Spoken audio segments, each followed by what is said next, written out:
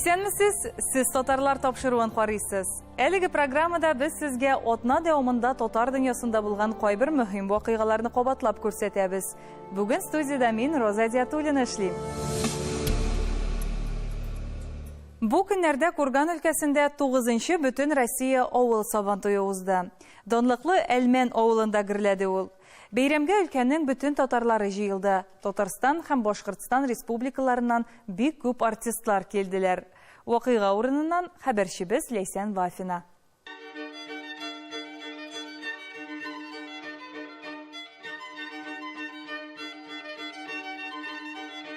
Сабантуен күрергә Россиянең 20-гә якын төбәгеннән кунаклар җыелды. Сәлам Якутиядан сезгә. Бу төбәктә 4 татар авылы бар икән. Һәм шушы халыкның яшәү рәвеше белән танышты. Алар читтә яшәсәләр дә үзләренең татар икәнлекләрен белеп яшиләр. Татар икәнлекләренә куанып, аларны гореф-гадәтләрен сакларга тырышып, ничек тә аны яшь буынга бирергә телиләр. Төмәннән 30 километр Пышна авылында яшибез, анда татар коллективыбыз бар. Бүген Сабантуена килдек. Килмичә булдыра алмыйбыз, чөнки бөтен татар халкына Рәсәй генә түгел, дөнья күләмендә дә танылган бәйрәм менә 9-нчы мәртәбә шул авыл Сабантуена киләбез. Әзерләндек, күптән яңа күлмәкләр тектердек, яңа кәеф алып килдек.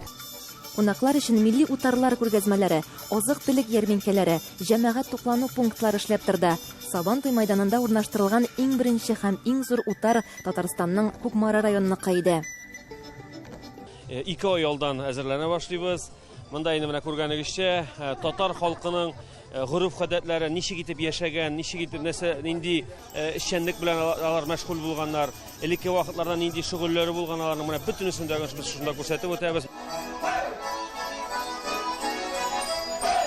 Алтын куллы хуҗабикәләре безнең кул эшләре. Һәм инде без үзебез дә шушы эш белән даими шөгыльләнәбез.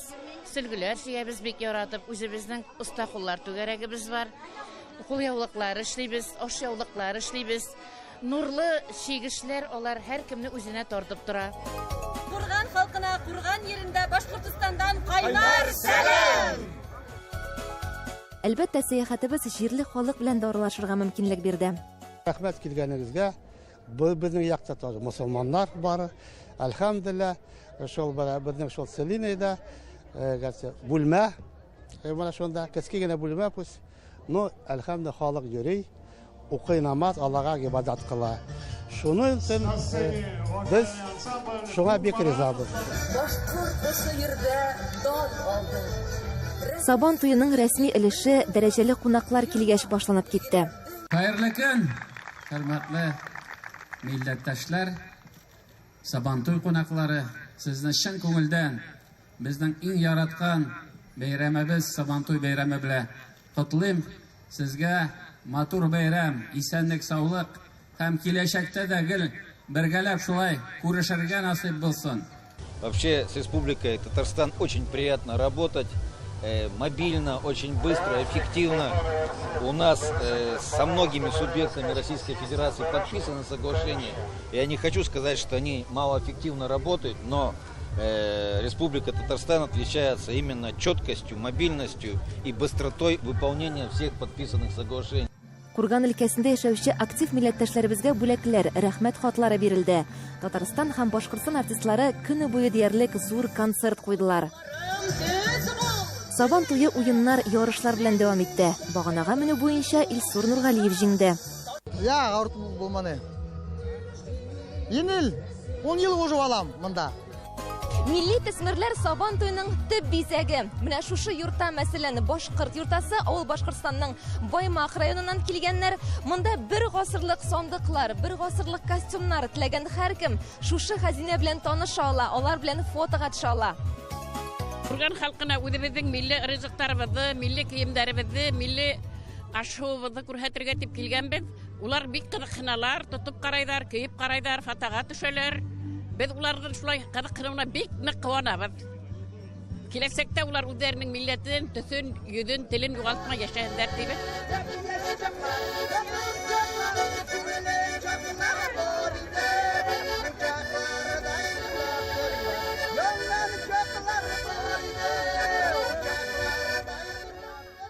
Башкортстаннан килгән күп санлы сувенирлар арасында татар китаплары булуы да сөендерде. Менә шушы китаплар мәсәлән Чаллыда басылган. Татар халык ашлары. Курган татарлары шушы китапны алып, милли ризыкларны пешерергә өйрәнә ала. Рецептлар татарча һәм русча басылган. Бу сабантуйга әзерләнү булды инде бик күңелле. Йокы дигән нәрсәне оныттык. Йокы кирәкмәде инде. 1-2 сәгать безгә баштан ашы итте. Шатланып көттек шул көнне. Аллага шөкер. Көрәшнең абсолют батыры итеп Рәдиф Ахшурин билгеләнде. Әтте бүләк автомобиль җирәбә буенча Рушан Ильясовка эләкте. Кәефләр күтәренке, шат. Ну, конечно, көрәш бик авыр барды. Көчле көрәшләр килгән. Төрле Россиянең төбәкләреннән. Байтак еллар көрәшәм инде. Россиядә 5 мәртәбә серебряный призер, 7 мәртәбә Башкортстан чемпионы. Но мондай бәхет миңа әйләнгән юк иде, мин үзем аптыраным. Беренче мәртәбә шундый зур еңү һәм зур шатлыклар кисерәм инде. Курган өлкәсендә яшәүче милләттәшләребез Сабантуйны сөенеп, зарыгып көтеп алган. Әлегә күркәм мәдәни чара төрле милләт халыкларының дуслыгын, бердәмлеген чагылдырды. Ләйсин Вайфина татарлар, Әлмән авылы, Курган өлкәсе. Дөнья буйлап сибелгән милләттәшләребез үз тарихларын, мәдәниятләрен сакларга тырышалар. Сабантуй бәйрәме инде гомумән чит илләрдә яшәүче татарлар өчен аерым бер чара. Бу мөһим вакыйганың географиясе дә елдан-ел киңәя. Төркиянең Анталия шәһәрендә яшәүче милләттәшләребез дә тәүге тапкыр Сабантуй уздырып, бу тарихи агымга кушылдылар. Тулырак Исур Нәфыйков видео язмасында.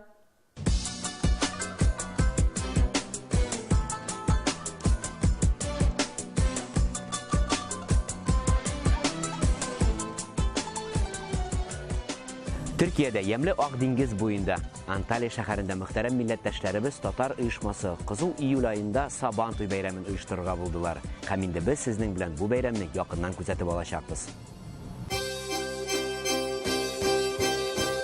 Уйнап биеп, җырлап көлеп, бәйрәм итеп көн буе, шаугыр килә киң болыннар, кырлар һәм су буйлары, котлы булсын, гөрелеп торсын Анталия Сабантуйлары. Дөньяның төрле почмакларында яшәүче милләттәшләребез өчен Сабантуй бәйрәме үзенчәлекле бер көн. Барлык милләттәшләрнең туплану, очрашу көне. Дусларны, туганнарны, күршеләрне чакырып, кунак итү, милләтебезнең гореф-гадәтләре белән таныштыру мөмкинлеге. Быел зур дөньяви масштабта таралган Сабантуй бәйрәменә Анталия татарлары да кушылды. Һәм шулай итеп, ямлы Ак диңгез буенда Анталия шәһәрендә тәүге тапкыр Сабантуй оештырылды. Татар теле һәм милли хис-тойгылар барлык әйләнә-тирә мөхиткә таралды. Бәйрәмдә Төркиянең төрле төбәкләреннән татарлар, Истанбул шәһәрендәге Татарстан Республикасы вәкаләтле вәкиллеге җитәкчесе Айрат әфәнде Гатауллин һәм күп кенә кунаклар катнашты. Türkiye'de yaşayan Tatarlar, cemiyetler bile bunda gelip hepimiz birge bunda Sabantuy'unu uzdurabız. Rusya Federasyonu'nda kilgen Kazan Tatarlar, Başkurtlar, Antalya'da köp orlaştılar. Benim bilgenim 100 aile var. Bizler İskişehir Kazan Tatarları Cemiyeti'nden, andaki Tatar avullarından hepinizge etilerden köp selamlar at geldik. Hepinizge unuşlar dilimiz, rahmetler eytemiz, isenlikler, sağlıklar, hepinizge eybet turmuşlar dilimiz. Биредә татар җырлары, балалар бию ансамблінің татар бию чыгышлары, уеннар һәм төрле кызыклы ярышлар узды. Бәйрәм кысаларында татар милли ризыклары авыз ителде, зур казанда пулау пешерелде. Гомумән татар мәдәнияте тагын да киң танытылды. Сабантуй гореф-гадәте ямлы Ак диңгез буйларында да үз тәүге адымын ясады. Шулай итеп, Анталия шәһәрендә тәүге тапкыр Сабантуй бәйрәме уздырылды. Күрүгечә милләттәшләребез дөньяның төрле почмакларында үз гореф-гадәтләрен сакларга һәм алдагы буыннарга җиткерергә тырыша. Без дә алардан калышмыйк. Махсус татарлар тапшыру өчен Касым Нурдинов, Илсур Нафыйков, Анталия шәһәре, Төркия.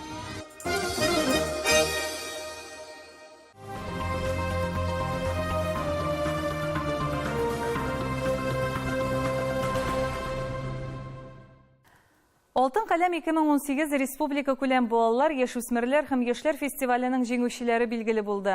1996 елдан уздырылучы әлеге бәйге яңадан күркәм традициясенә әйләнеп кайтты. Быел яшь каләм тибрәтүчеләр янә теплоходта сәяхәт иттеләр. Идел-Кама елгалары буенча үткәрелгән үзенчәлекле сәфәрдән безнең видео язма.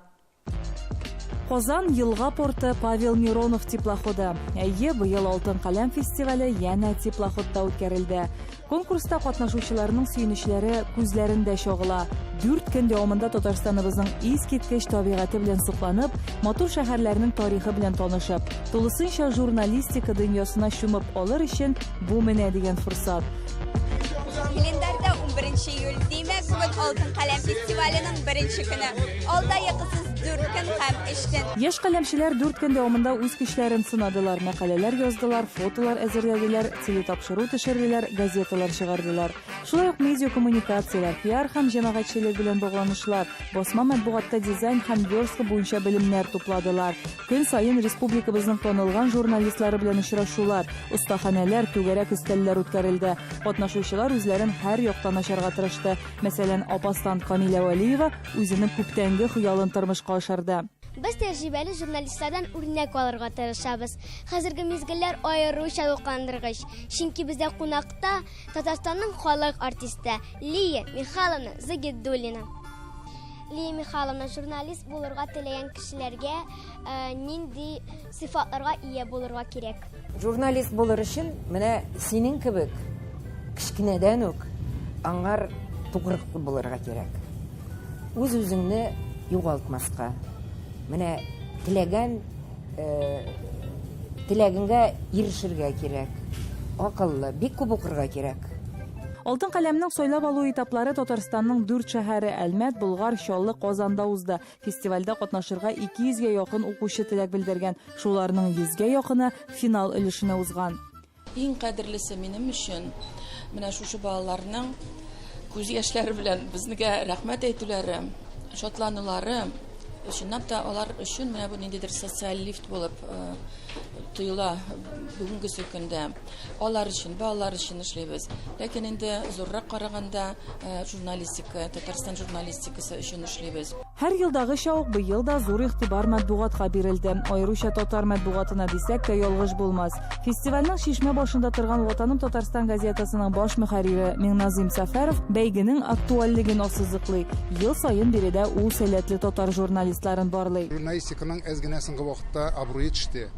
Biz аңа үзебез дә гаепле, журналистлар, бүген язучы журналистлар, күрсәтүче журналистлар да гаепле, ләкин хөкүмәт анда гына түгел, хөкүмәт гомумән замана белән бергә үзгәрә. Журналистика да үзгәрә бит инде. Шуңа күрә ул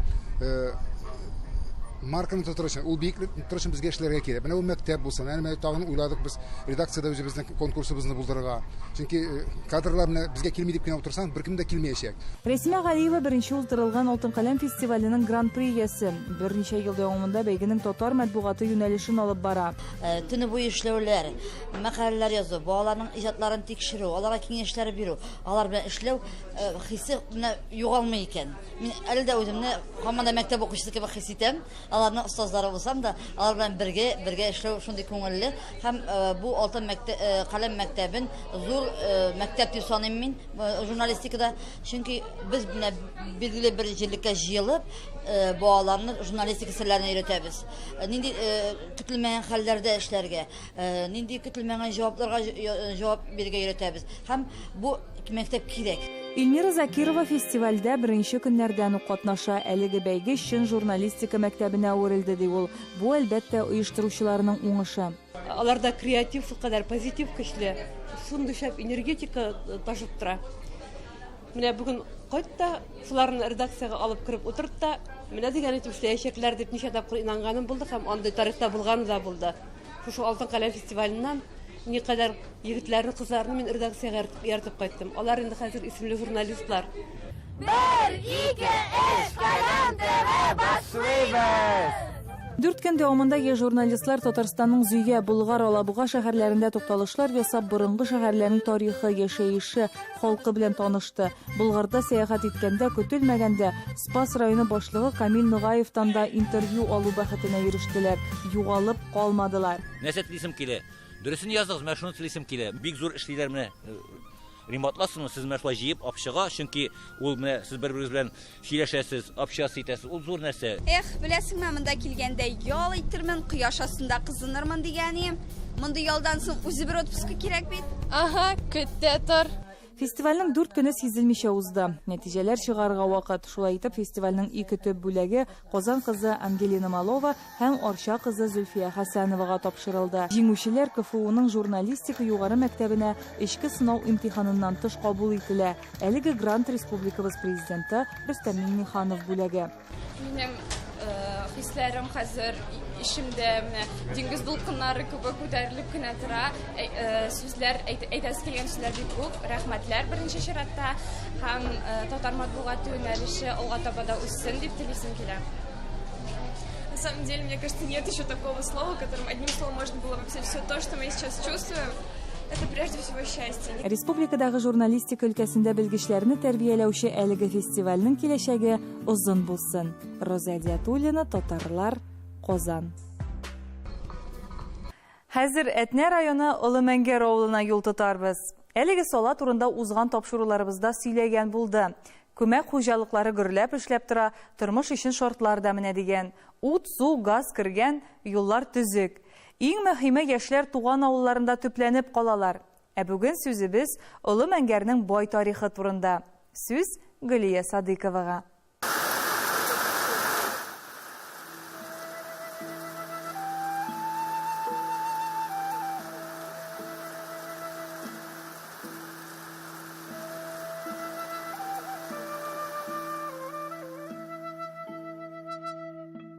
Һәр авылның бай үткәне бар. Әтнә районы Олымәңгәр авылы тарихы менә шушы стендларга тупланылган. Тарихи даталар, шушы авылда туган шәхесләр, Олымәңгәр авылының байлары, авыл советы рәисләре, мәгариф һәм башкалар турында кыскача гына мәгълүматны менә шулар аша белергә була. 14нче гасырның 2нче яртысы меңнәр кабиләсе Урта Иделгә килә һәм ханга хезмәт итә башлый. 15нче гасыр Мәңгәргә нигез салына. 16нчы гасырның 2нче яртысы Мәскәүгә сатылган морзалар тарафыннан җәберләнгән халык яңа урында Олымәңгәргә нигез сала. Олымәңгәр авылының беренче түгел тәртип белән төзелгән тарихын Шиһабетдин Мәрҗани эшли. Аннан соң да саланың үткәне белән кызыксынучылар күп була. Шуларның берсе әңгәмәдәшебез авылның аксакалы Наил Гарифҗанов. Үткәнен белмәгән халыкның киләчәге юк. Без менә хәзер Олымәңгәр авылының иске зиратында. Биредә беренче каберлекләр 14нче гасыр урталарында ук барлыкка килә. Бу урында Олымәңгәр дигән авыл булган. Аның шул 14нче гасырда инде шушында зираты булган. Шушында яшәгәннәр, менә аның төп тарихы Иске Мәңгәр белән бәйле булган инде. Иң беренче Иске Мәңгәр булган. Аннан соң Олымәңгәр барлыкка килгән. Менә шуннан соң моннан күчүнең төп сәбәбе Иске Мәңгәрдә хан булып, аның да килеп эшләгән русларның безнең авылның хатын-кызларын җәберләү нәтиҗәсендә авыл 2нче урынга күчкән. Безнең бабайларның бабайлары җирләнгән инде, шушы җирдә яталар. Элекке ташларның күбесе юкка чыккан инде. Хәзер менә монда билгеләнгән нитеп ремонтлап куелган яңадан 20 таш бар. Менә ул ташларга инде телеком кешеләре килеп монда мотор гына итеп эшләп киттеләр, шардаганнар куелды.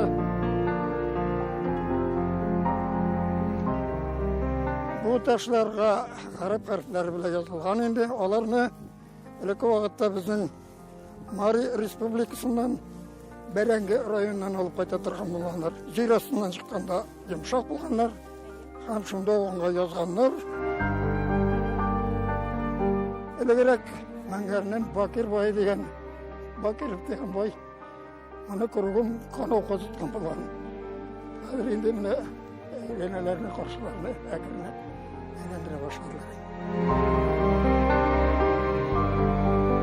Мәңгер халкы укымышлы, гарәп телен яхшы белгән мөселман татарлардан торган. Әйтергә кирәк, алар сәнгатьне, шигъриятне, тарихны, йолаларыбызны яхшы белгәннәр. Гади халык арасында югары катлау вәкилләре, хан нәселләре, дин галимнәре дә булган. 18нче гасырда ук авылда 2 мәчет эшләгәнлеге билгеле. Бөек Ватан сугышы елларында да Олы Мәңгәр авылы күңелен киң тота. Торган җирләреннән кубып, сугыш бармый торган урыннарга күчерелгән кешеләрне үз кочагына ала. Аларның күбесе шушы җирдә мәңгелек йорт табалар. Бу каберлек Бөек Ватан сугышы вакытында Латвиядан эвакуацияланган пионер лагерда яшәгән балаларның һәм аларның тәрбиячеләренең кабере. Олы Мәңгәрдә алар 4 елдан артык тордылар. Бу каберлектә аларның балалары, шуның тәрбиячеләр, ана бомберстан аларның ниләренде завхозлары иде, аларны атын дәрсе белән обеспечить итеп, шунда яшәүчеләр үстерә өйрәтеп, атын стройкаларны алып барды. Ул вакытта беренче елларны аларның тормышы бик авыр булды, чөнки аларга бер җирдә ярдәм булмады. Шушы авыл халкы белән аралашып, шушы тирәдәге колхозлар ярдәм белән яшәделәр. Бу чорны онытып та, хәтердән сызып ташлап та булмый ди Наил әфәнде. Ул 1934 елда туа.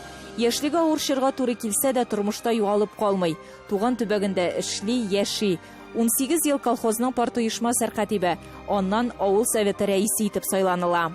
Олы Мәңгәрнең беренчедән халкы бик матур. Алар бер-берсенә һәрвакытта ярдәм итүчән, берсе-берсенә булышучан, һәм шулай инде күмәк матур итеп яшәп, менә культура өлкәсендә булсын, башка өлкәләрдә булсын, бергә-бергә күңелле итеп ял итә беләләр, һәм матур итеп эшлиләр. Бүген Олы Мәңгәр авыл җирлеге 3 саланы берләштерә, 1100 кеше исәпләнә. Гөрләп эшләп торучы күмәк хуҗалыклары бар. Аның ярдәмендә шулай халык тырышлыгы белән зур эшләр башкарыла авылда. Хәзер авылда управлениесе хәл итеп әйтәсем килә. Бүгенге көндә ич авылда 125-30 кеше эшли. Икенче мәсьәлә юл мәсьәләсе. Узган ел без 700 метрдан артык үзебез үзара салмак акчасына проблема бу мәсьәләне хәл итә тырыштык. Дәүләтебез районыбыз җитәкчелек тарафыннан мәктәпкә таба 440 метр күләмендә асфальт юл салынды. Су мәсьәләсенә килгәндә безнең күп генә проблема хәл ителеп барыла. Ич университет әйтәсем килә. Берсе үзебезнең халыктан җыелган акча хисабына, үзара салмак акчасы хисабына, икенчесе спонсорлар хисабына, менә без бу кыйда авыл tutасына эшләгән бу спонсор тарафында эшләгән кыя, безнең Сигосна иҗәкчесе рәхмәтәнгә чиста су программасына китермибез, үзебездән торган эшләрне башкардык дип әйтәсем килә. Сәнгать, әдәбият өлкәсендә дә уңышлары зур. Олы Мәңгәр халык театры гына ни тора. Төрле мәдәни чаралар үткәрәләр, авылның танылган шәхесләрен дә зурлыйлар. Менә мин бүген шуларның берсе авылыбыз тарихы турында беренче китапны материаллар туплаучы, аны чыгаручы Марсель абый Әхмәтҗановка ярдәм иткән Вилдан абый Гарифзянов турында әйтеп үтәсем килә. Дөрестән дә ул үзенең авылны яратуы, авыл турында, аның кешеләре турында үзенең шигъри юлларында бик ачык итеп әйтеп бирә. Без Вилдан Мәхмүд премиясын үзебезнең колхозда күмәк хуҗалыкның ярдәме, җирле үзидарә ярдәме белән берлектә Вилдан Мәхмүд премиясын булдырдык. Бу иҗатка тартылган балаларга гына түгел, өлкәннәр арасында да ел 9 май бәйрәме көнендә шушы премияны йомгаклап үзенең нәтиҗәләрен чыгарып, бүләкләрен тапшырып килә. Менә бүген Вилдан абыйның үзе иҗаткан авыл урамында юкә чәчәк ата дигән шигырен укып китәсем килә. Авыл урамында юкә чәчәк ата, чәчәкләрнең татлы балы бар. Юкәләргә күмелеп, бакча булып, яшәсеннәр безнең авыллар. Гөлия Садыйкова, татарлар, Олы Мәңгәр авылы, Әтнә районы. Бүгенгә менә шулар. Киләсе атнада кабат очрашырбыз. Сау булыгыз.